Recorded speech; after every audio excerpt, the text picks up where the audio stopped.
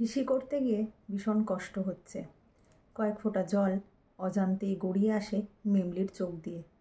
দোতলার কাকুটা যে ভীষণ খারাপ, একটুও ভালোবাসে না, সেটা এখন দিব্যি বুঝতে পারে 8 বছরের মিমলি। কাকুর কাছে পড়তে যেতে একটু ইচ্ছা করে না, কিন্তু মা সে কথা শুনলে তো অফিস থেকে ফিরেই জোর করে কাকুর ঘরে পড়তে পাঠাবে। মাকে কতবার সত্যি কথাটা বলতে গিয়েছে, মা কেন যে শুনতে চায় না কে জানে।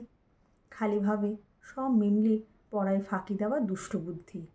মিমলি মনে মনে ঠিক করে ফেলে আজ বাপিকেই ফোন করে সব বলবে। বাপি নিশ্চয়ই তখন মাকে বারণ করবে ওকে কাকুর কাছে পড়তে পাঠাতে। সব বন্ধুদের মতো ওর বাপিও ওদের সাথে থাকলেই বেশ হতো। সে কতদিন পর অফিস ছুটি হলে তবে বাপি এখানে আসে। ভাল লাগে না মিমলির। আজ মায়েরও অফিস ছুটি, মা ঘুমোচ্ছে। মায়ের মোবাইলটা নেবে বলে ঘরে এসে দেখে দরজাটা ভেতর থেকে বন্ধ। দুপুরে ঘুম আসে না মিমলির। কিছুক্ষণ আগেই তো মায়ের পাশ থেকে চুপি চুপি উঠে গিয়েছে, তখন তো দরজা খোলা ছিল।